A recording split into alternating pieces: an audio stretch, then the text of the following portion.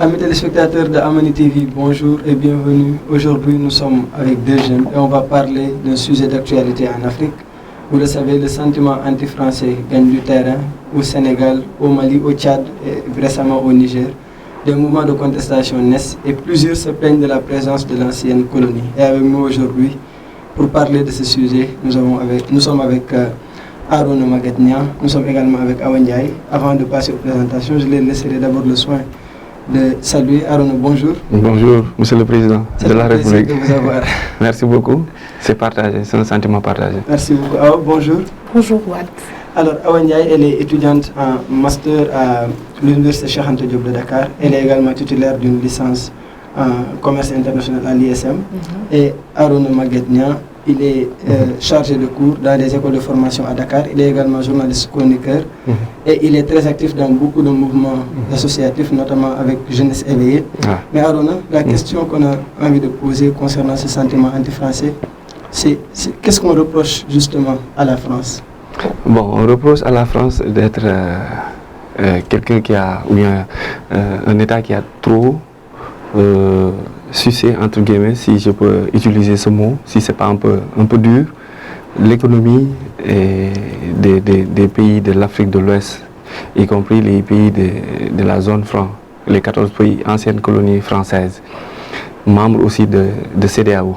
Vous savez que la France est en Afrique de l'Ouest depuis 1505, juste après l'arrivée des Portugais et l'arrivée des Hollandais. Depuis, la France s'est installée dans l'île de Gorée et finalement il s'est rapproché un peu pour entrer dans la presqu'île.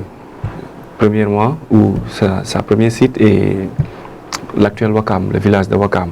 Et ainsi de suite, la France a développé un mécanisme qui lui a permis de bien s'implanter dans presque tous les pays de l'Afrique de l'Ouest, en s'imposant avec un système appelé l'administration directe, contrairement aux Anglais qui se nommait Indirect Rule, l'administration indirecte.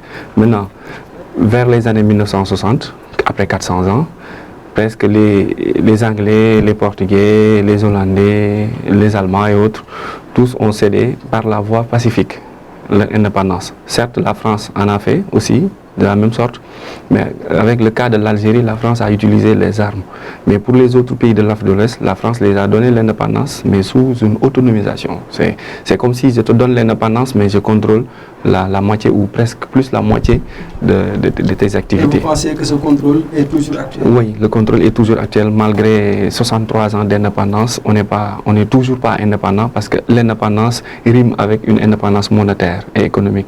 Et nous savons que le franc CFA est arrimé, dessiné, tracé, coupé, empaqueté, mis dans des cartons et destination Afrique. Donc, la France a toujours une mainmise sur ses colonies, sur ses fonctionnements, sur sa pensée, sur sa constitution, même sur l'école, sur le contenu des programmes, sur tous les secteurs. La France est toujours un plan. Et cette implantation montre et donne raison à la France sur sa position actuelle dans l'échiquier mondial. La France est la 6e puissance mondiale, parfois même 5e, en concurrence avec l'Angleterre.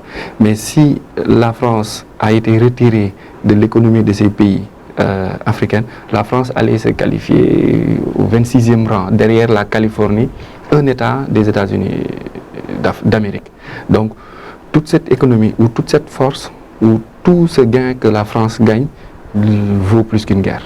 Vaut plus qu'une guerre. Alors, si on comprend bien la position de Arona, je pense que l'intérêt, en tout cas que la France essaie de maintenir en Afrique, cause problème. C'est peut-être la raison pour laquelle on voit ces contestations. Est-ce que vous partagez cette conception?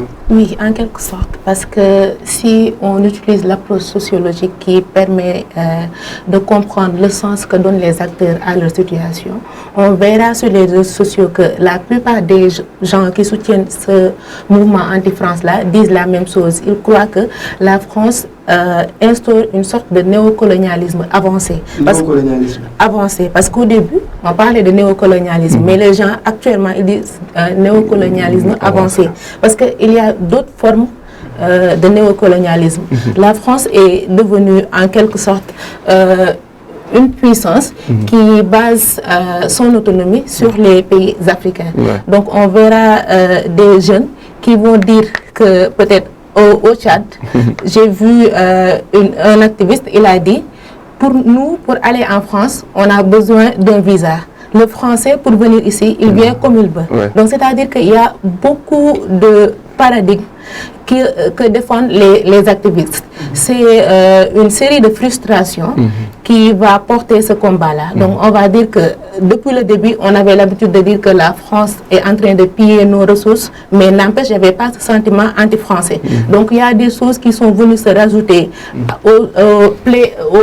à ce que les gens se plaignaient au début. C'est la raison pour laquelle ce sentiment anti-France est devenu beaucoup plus explosif et un peu violent.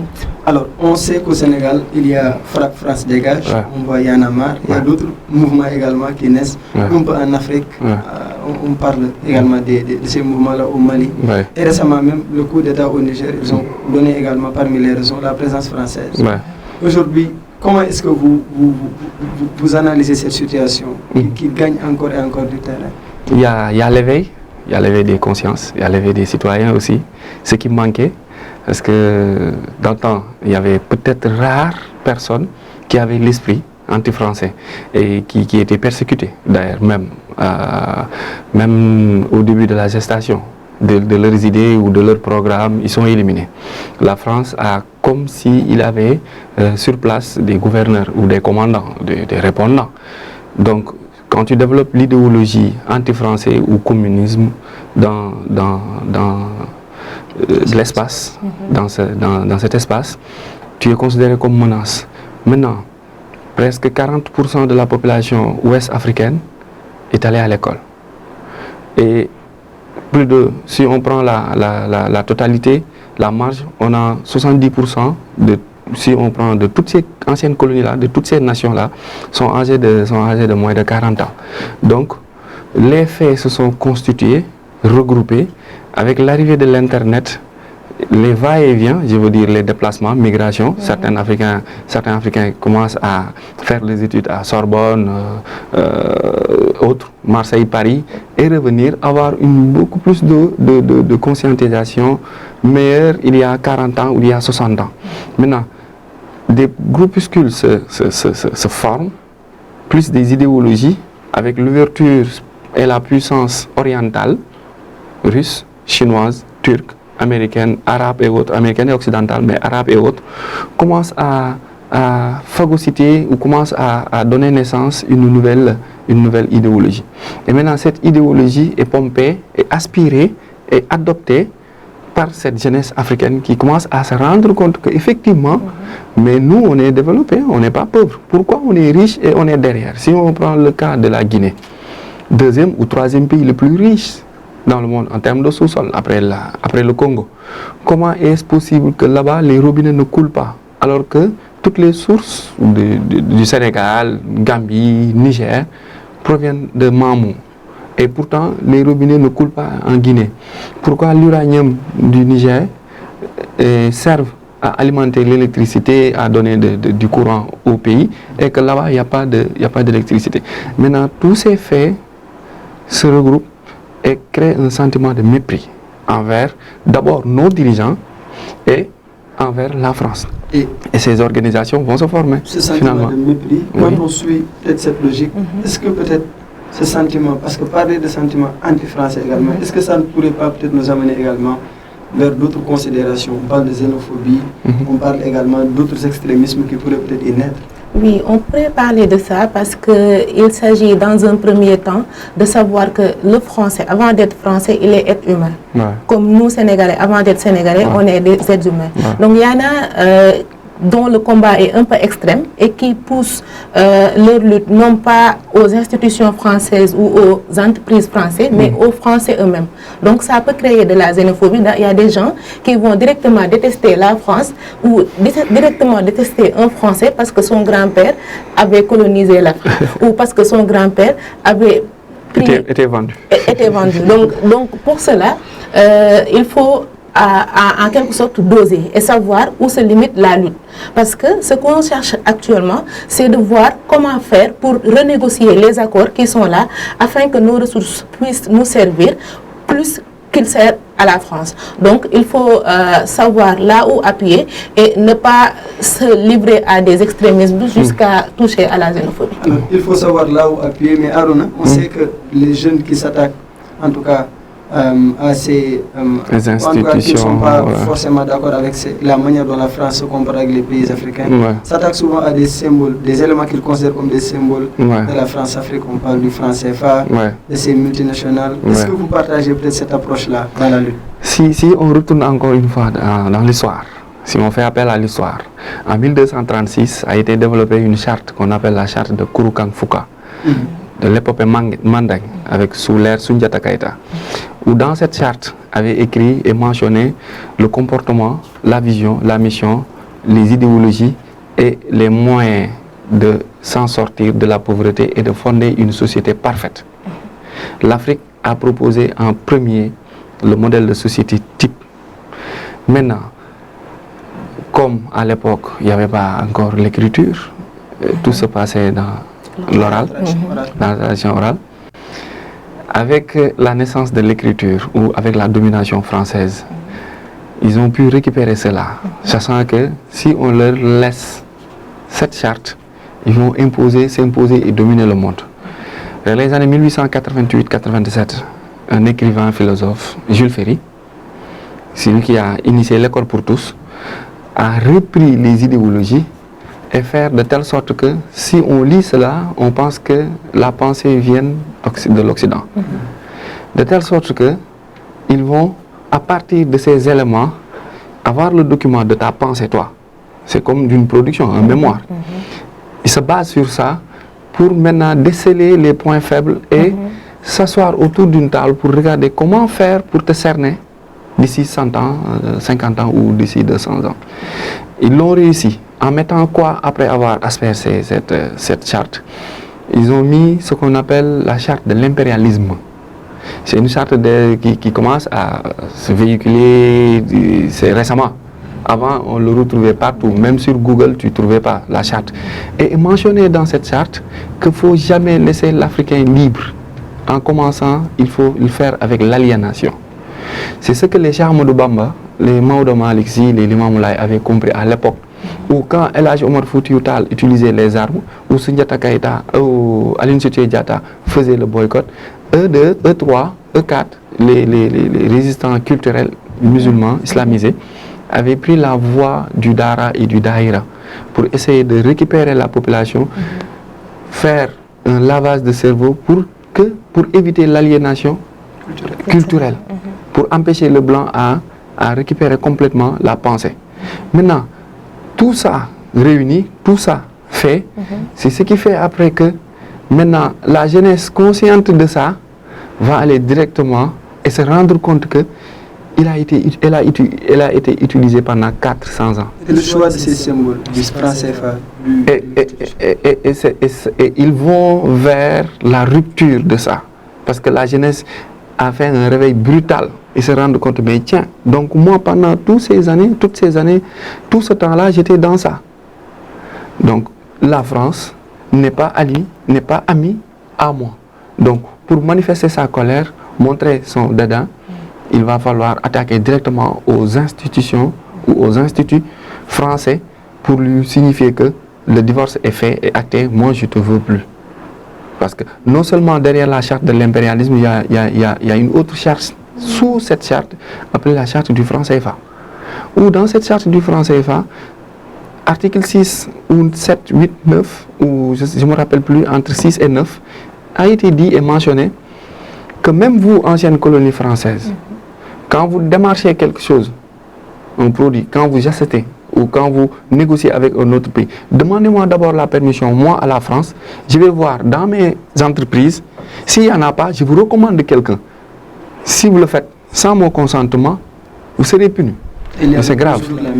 Et il y a toujours la même mise. C'est ce que Assimi Goïta a compris et a déchiré cette charte. Et à vous entendre, donc vous êtes avec peut-être c'est juste ceux-là qui aujourd'hui sont les autorités de la transition dans certains pays et qui le font sous le nom du sentiment, en tout cas, sous la bannière du sentiment anti-français. Certains, c'est eux qui ont développé les mots Poutits. Mais arrivé à Bamako ou à Niamey, ils vont pas dire à Assimi Goïta ou à Ibrahima Traoré, c'est un petit. Non. Pourquoi? Parce qu'il a développé l'idée de patriotisme et de souveraineté. Ils sont là pour le bien-être de la population, de leur population. La population est avec eux. Donc chaque nation est libre et souveraine. Donc si la souveraineté leur donne droit à accepter l'arrivée au pouvoir d'un militaire et que ce militaire va mettre en place les voies et moyens pour faire sortir le pays de son sous-développement, moi je ne condamne pas l'acte. Alors, Awa, quand on comprend bien Arona, cette situation, en tout cas, qui peut se traduire jusqu'à avoir des coups d'État, en vaut le coup, puisque justement, peut-être ça permet aux États de reprendre leur souveraineté. Il faut savoir que dans un pays, il y a des personnes qui sont la représentation même de la population. C'est comme une sorte d'échantillonnage. Il ne faut jamais oublier que les hommes politiques viennent de la population. Donc, quand un homme politique fait un coup d'État et réussit, et que cette population même accepte cela, c'est-à-dire que la population, s'il avait les voies et moyens, c'est eux-mêmes qui allaient porter le coup d'État. Donc, il faut voir ce que je disais tout à l'heure, le sens que donnent les acteurs à ce qu'ils vivent. Si les acteurs estiment que c'est le coup d'État qu'il leur faut, donc il faut essayer de voir, c'est juste un test, dans le monde c'est juste un test, on va essayer de les voir, de les laisser continuer pour voir où cela mène.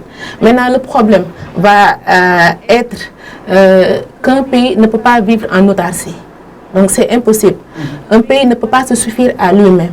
Donc il faudra, même si il y a les dictatures et autres, essayer de voir, de mettre des règles qui vont gouverner les collaborations, parce que c'est vrai que collaborer avec un pays qui a un dictateur en tête, c'est pas facile. Donc il faut pour ces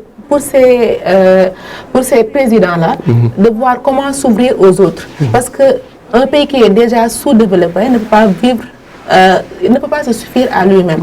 Il faudra essayer de voir d'autres moyens qui vont les permettre de baser des collaborations qui sera gagnant-gagnant, ce que les jeunes réclament. Parce que la plupart des gens qui portent ces mouvements-là, ils ont dit que nos collaborations avec la France n'est pas gagnant-gagnant. Ce n'est pas du win-win collaboration. C'est la raison pour laquelle ils estiment qu'il faut renégocier ces programmes-là. Donc je pense que pour que cette situation anti-France puisse être dépassée, il faudra que les jeunes et les porteurs de ce mouvement puissent revoir leur manière de faire afin que l'Afrique puisse y gagner. Alors, si on comprend, si on se pose les bonnes questions également, il s'agit également de problèmes qui ont également des soubassements politiques. Quelle est peut-être aujourd'hui la responsabilité de nos hommes politiques face peut-être à l'implication que doit avoir la France, par exemple? La responsabilité première est d'abord que nous avions adopté une constitution qui n'est pas à nous, d'abord. La première chose, parce que ces hommes politiques, ces hommes d'État se basent sur ces textes, et entre guillemets, sous couvert d'une idéologie qu'on appelle démocratie. Alors que la démocratie n'est jamais réelle et n'est jamais fixe. Comment est-ce que vous pouvez expliquer ça? La démocratie n'est pas réelle. Oui, la démocratie n'est pas réelle parce qu'on n'a pas une socialisation universelle. Chaque nation a sa propre vision et pensée des choses. Donc, si on met une idéologie et on pousse à tous les pays du monde de s'y référer, la pensée n'est jamais parfaite, la pensée humaine n'est jamais complète pour que tout le monde s'adosse dans ça et accepte cela comme une vision réelle, universelle, où tout le monde doit plier sur ça. Alors que en Corée, peut-être on les appelle, nous de l'Occident, on les appelle des pays de l'Orient, des pays de dictature, alors que eux, ils sont bien dans ça. Et en termes de socialisation, en termes d'éducation et de formation, on leur voit beaucoup plus correct que les pays où on appelle les pays démocrates. Donc d'abord, c'est ça le premier blocage qui donne raison et qui donne droit à nos chefs d'État, à nos politiciens de se référer et d'avoir les moyens de contrôler l'armée, la police et la sécurité pour après faire ce qu'ils veulent. Ça n'existe pas dans d'autres pays. Je vous donne un exemple. Pourtant, on sait également qu'il y a des pays démocratiques qui parviennent quand même à sortir du lot. Si. parce qu'ils ont dépassé peut-être l'âge comment je l'appelle, de gestation. Ils sont devenus mûrs. Parce que par exemple, les États-Unis ont plus de 300 ans d'existence. Les États-Unis sont indépendants en 1776, le Sénégal est indépendant en 1960. C'est comme un gamin de 12 ans et un adulte de 45 ans. En termes de pensée, de philosophie, il y a une différence en termes de comportement. Est-ce que vous ne pensez pas que peut-être il nous faut ce temps-là pour peut-être s'adapter? C'est pourquoi on passe d'abord par des révolutions. Et ça, c'est une première. Toutes les nations ont passé par ces étapes que les États de l'Ouest africain sont en train de passer. Donc, c'est pas quelque chose qui est anodin, c'est pas quelque chose qui est anormal, c'est des choses normales qui se passent dans le développement de toute nation qui va aller vers le succès. Il va falloir qu'il y ait des secouements, des énervements, voilà, pour qu'on se rectifie, qu'on se refait, qu'on avance avec. Si on prend l'exemple des États-Unis toujours, la Constitution là-bas, c'est une coutume, c'est pas un document comme ça. Tous les présidents savent que tu as 2 mandats de 4 ans et tu pars. On ne le négocie même pas. Alors que nous, c'est écrit noir sur blanc, mais on a un problème pour respecter ça. Donc, si on se réfère toujours à cette pensée ou à ces pensées, à ces philosophies, il va falloir que la population elle-même commence à prendre les choses en main. Alors, on est bientôt au terme, mais avant ça, est-ce que tu es optimiste qu'un jour on parviendra à avoir des relations plus saines entre la France et l'Afrique? Je pense que ça deviendra très difficile, vu l'ampleur que le sentiment anti-France est en train de prendre. Parce que le problème, c'est que les jeunes qui portent ces combats-là, leur objectif, c'est que le combat puisse prendre beaucoup plus d'ampleur. Parce qu'ils estiment que c'est ce qu'il faut à l'Afrique. Donc je ne pense pas que ces gens-là vont accepter de se réunir de nouveau avec la France pour négocier sur des accords. Ceci a été déjà fait et ils estiment que les accords qui ont été signés n'étaient pas bons. Donc je ne pense pas qu'ils vont se remettre à parler avec la France. De plus, si on voit le développement des NTIC, on verra que le combat va suivre son cours. Parce que vous venez de dire qu'il y a des gens qui s'attaquent aux institutions françaises et autres, mais il y en a, ils restent derrière le téléphone, ils font des affiches et à travers ça, ils montrent leur sentiment de désamour vis-à-vis de la France. Donc le problème, c'est que même si on réprimande ou si on réprimande ceux qui sont sur le terrain, on ne pourra pas réprimander ceux qui sont derrière les écrans. Donc le combat va continuer à prendre de l'ampleur. Alors, Arona, ce sera très difficile de signer peut-être la réconciliation entre guillemets, mais on sait que l'Afrique ne peut pas quand même évoluer sans des partenaires et on sait également que la Russie gagne du terrain dans certains pays africains. Comment est-ce que vous trouvez cette situation déjà? Moi, je pense que le concept USA-Afrique vient de naître. Les États-Unis d'Afrique viennent de naître. Autant de temps que cela va prendre. Peut-être que 20 ans, d'ici 20 ans, ou d'ici 30, ou d'ici 50 ans. Mais l'idéologie États-Unis d'Afrique est née en 2020. Si vous regardez bien la carte Afrique, de Dakar à Djibouti, vous pensez que tous les pays du Sahel, à part Dakar, sont secoués.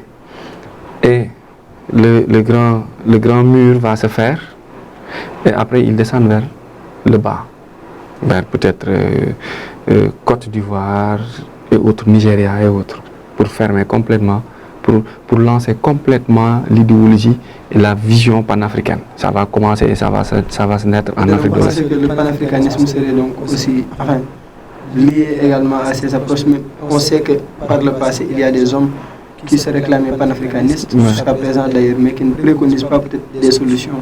Comme ça. Oui.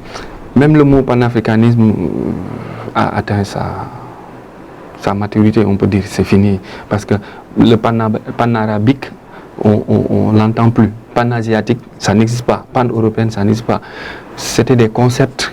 Quand ils faisaient des revendications, on les avait mis dans une assiette, voilà, pour vous dire, voilà, vous êtes dans le panafricanisme pour leur calmer leur ardeur. Maintenant, ce qui se passe, c'est le patriotisme, la souveraineté, comme le disait Donald Trump. Ce qu'il faut, c'est que la France, pour ne pas tout perdre, n'a qu'à aller négocier. Et que la France a intérêt à aller négocier vite, sinon elle va tout perdre. Sinon, elle va tout perdre. Vivement que la négociation se fasse. Merci beaucoup, Aruna. Quel est peut-être le message à l'endroit des jeunes Africains qui nous suivent? Oui, c'est d'abord aller à l'école. Il faut beaucoup connaître, en quelque sorte. Beaucoup connaître, je veux dire, on peut avoir bac plus 7, bac plus 8 et ne pas savoir ce qui se passe autour de toi. Donc, quand je dis aller à l'école ici, c'est s'ouvrir au monde pour que la lutte ne soit pas physique, mais que la lutte soit intellectuelle et morale. Merci beaucoup. Awa? Donc, je vais revenir sur ce qu'il a dit. Il faut que la lutte soit intellectuelle et morale et éviter les extrémités parce qu'avant tout, nous sommes des êtres humains et on doit respecter notre différence. Donc, même si on s'attaque à la France, ne pas s'attaquer aux Français en tant qu'humains. Surtout ça. On reste des humains. Merci beaucoup. Merci en tout cas, Aruna. On était avec deux jeunes qui sont bien informés, qui également étaient prêts à partager avec nous leur conception, n'est-ce pas, de cette situation-là qui gagne du terrain. On parlait de sentiments anti-français, on parlait également de la France-Afrique, on parlait également des relations entre la France et les pays africains. Et c'était un plaisir de vous présenter ça sur Amani TV. À très bientôt.